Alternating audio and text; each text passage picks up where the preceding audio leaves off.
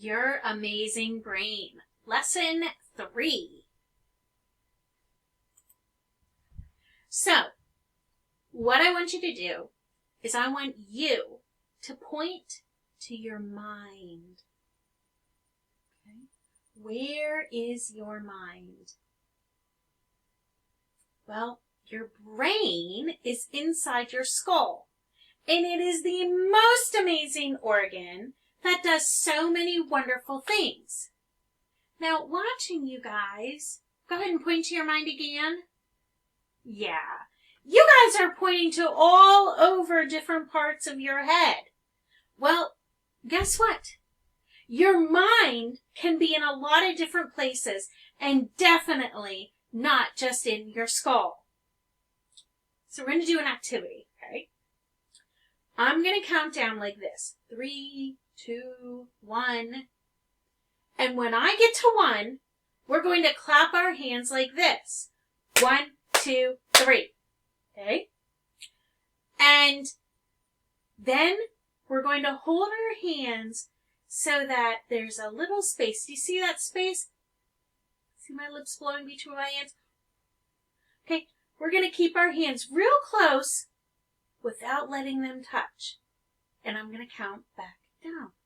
I'm going to go like 3, 2, 1. And we'll clap again and then hold them out like this. Okay, are you ready?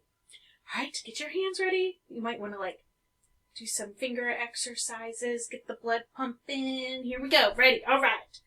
3, 2, 1. Very good. Very good. I'll narrate some of you clap. Okay, ready? 3, 2, 1. Oh, I caught some of you. 3, 2, 1. Oh, very good. Last time. Ready? 3, 2, 1. Oh. Now where's your mind? Is it focused on your hands? Well, how do we know that? Okay? How do we know our mind is on our hands? I don't see anything on my hands. Okay? Well, guess what? Your mind can move around, and it is wherever your attention is right now. Maybe your attention is on my voice. Maybe it's being pulled away to, I don't know, something else. Oh, a different noise in the room over there, or maybe even outside, or to a sensation in your body like, I'm really hungry. Or, what am I going to do after I'm done with this lesson? So, your mind can go all over the place. And that's the difference between your brain and your mind. Your brain, it stays right here in your skull, and it's controlling everything inside your body, where your mind can think about all different things, sometimes even at the same time. Now, if we're thinking about a couple different things, Mrs. Pluto's talking, talk, talk, talk, talk, talk, but you're thinking, it sure is nice outside. The sun is shining. Do you think that's going to help you concentrate? No. So, we're going to learn about concentration through mindfulness. Now, that's a catchy word that so many different people are talking about. Be mindful. Think about mindfulness and you'll be a better kiddo, whatever. Well, that's kind of true. You know, here's the difference. So our mind is different. Combining focus on what's going on, what are we thinking, I'm feeling sad, I'm feeling happy, I'm hungry, I have to go to the bathroom, I'm tired. So when I talk about we're going to train our brain, it is the mind we are actually training so that we can change the way our brain works. Let me say that one again. So when I'm talking about we're going to do some brain exercises to help our brain grow, we're actually going to change, it's the mind that we're training so that we can change the way our brain works and we can help it to work better. So that's what we're going to be doing today. So we can train our mind to train our brain. Say that with me. We can train our mind to change our brain. One more time. We can train our mind to change our brain. That's catchy. So, did you know you could do that? Did you know that you can train your mind? Well, in the next couple lessons, in the next couple days here, I'm going to introduce you to a way to train your mind. It can be trained just like our muscles, and training our mind can also change our brain. It's just like exercising a muscle. Every time we learn a new skill, we are making changes to our brain. Okay, we're learning a new dance. We're learning to play a new instrument. Maybe we know how to juggle. Now, it doesn't have to be a physical skill. It can also be a skill that we use our mind for. Okay? Now, there's a special word for this. Muscle building in the brain. Okay, say that with me. Muscle building in the brain. It's called neuroplasticity. Woohoo! Say that with me. Neuroplasticity. Good. Neuroplasticity. It means the muscle building in the brain. We're going to be learning together because it has been shown by scientists that making particular changes to our brain can really help us in life. Okay?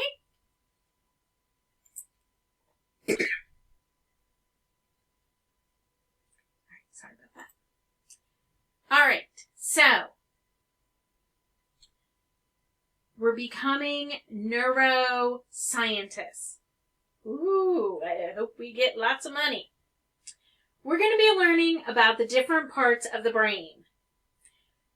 I'm going to tell you about 4, but we're really going to focus on 3, okay? So we've already talked about the prefrontal cortex. Remember? Please make good choices.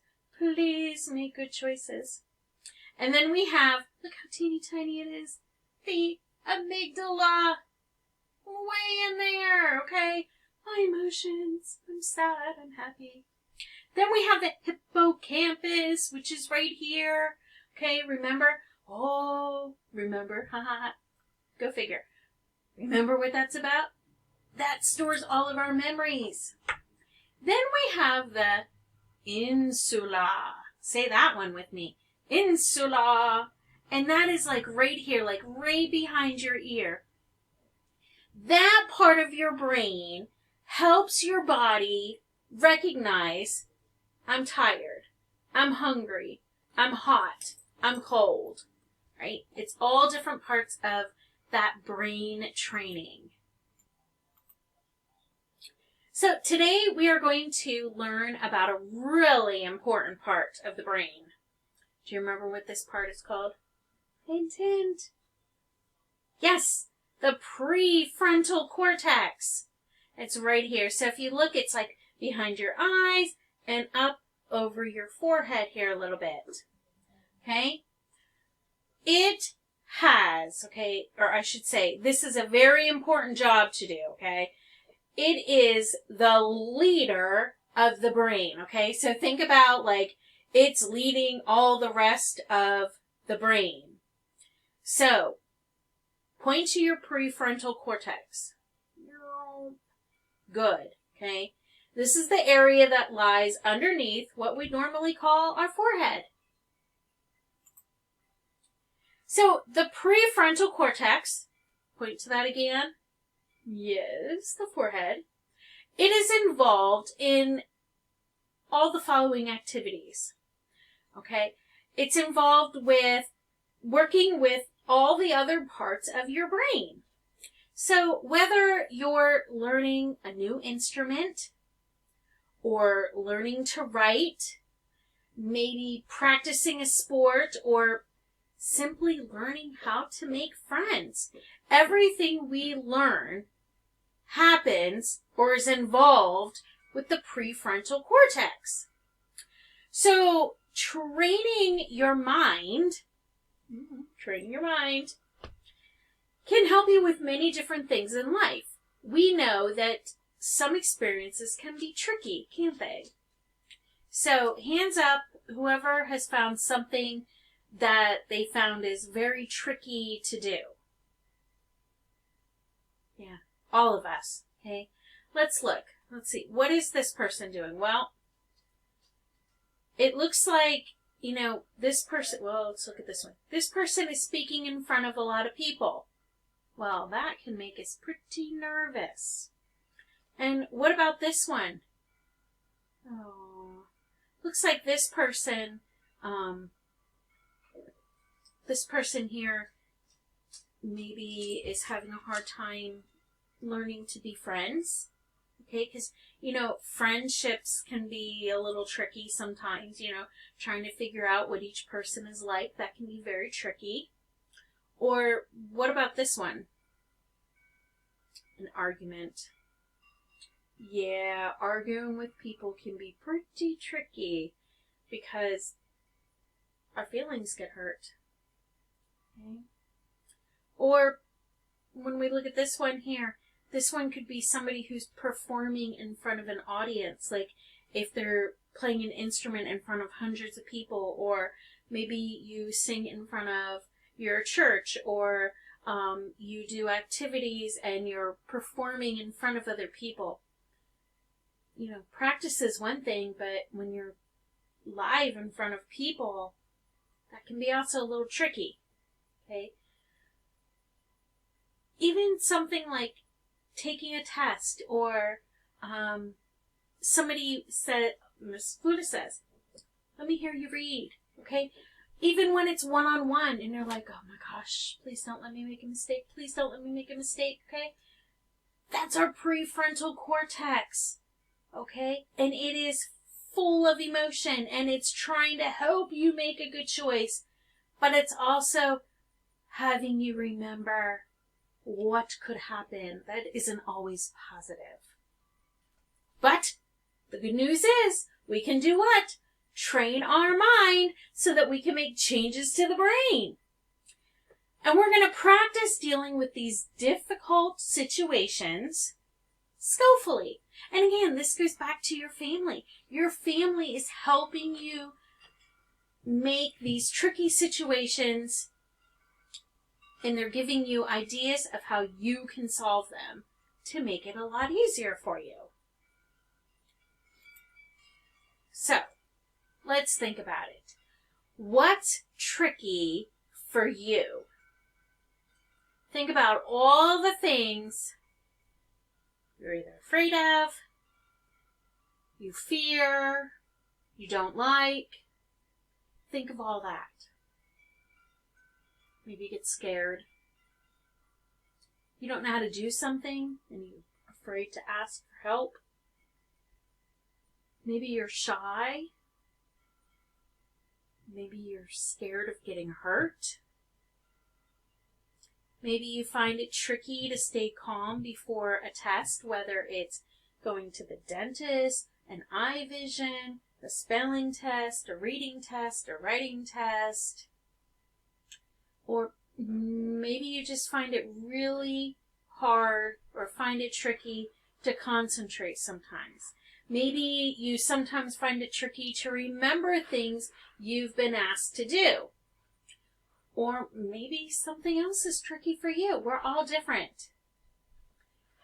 This is an activity, okay? And what you're going to be doing in the next discussion activity is you are going to be posting things that are tricky for you, right?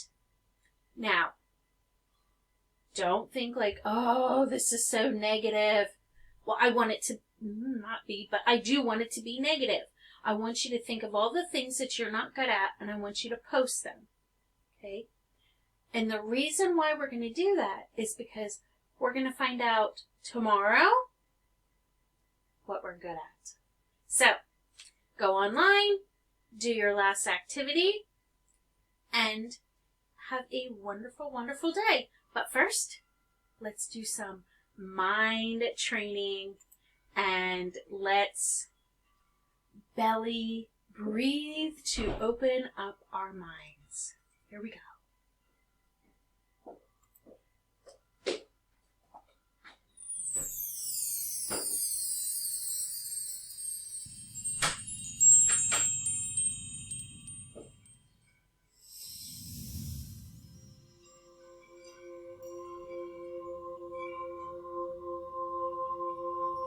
Belly breathing. In this mindfulness practice, you will learn a deep breathing technique. Sit on the floor and cross your legs, or sit upright in your chair, whichever your teacher prefers.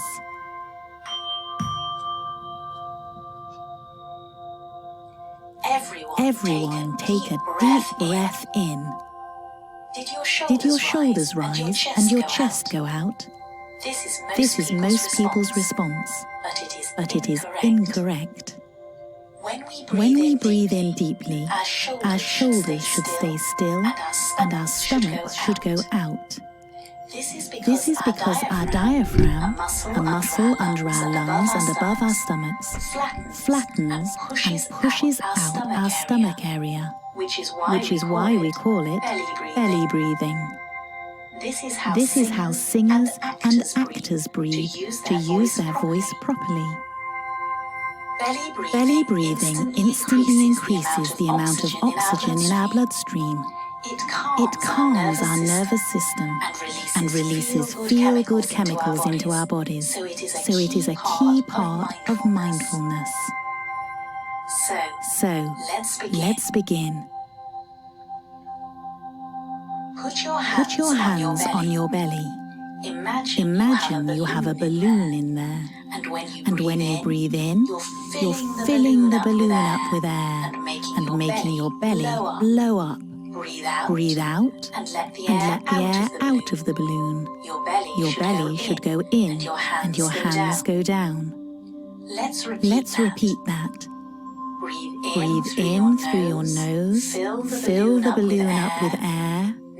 Now breathe out of your mouth, let the air out of the balloon. Let's keep going. In through your nose. Now breathe out through your mouth and flatten the balloon in your stomach. You shouldn't hear your breath going. If you can, this means you're breathing too quickly. Breathe in and blow up the balloon, and breathe out again. Keep your back and your shoulders still. Nowhere apart from your stomach and chest should be moving. Breathe in and breathe out. In through your nose and out through your mouth. Breathe in and breathe out. One more time in and last time out. Well done. Don't worry if you found this challenging. It will take a lot of practice before deep belly breathing becomes natural and easy. You should now feel relaxed as you have increased the oxygen into your bloodstream, calmed your nervous system, and released lots of feel-good chemicals into your bodies. You can do your belly breathing at any time, in any place. Even a couple of belly breaths will calm you down, wherever you are. Try it whenever you next feel worried.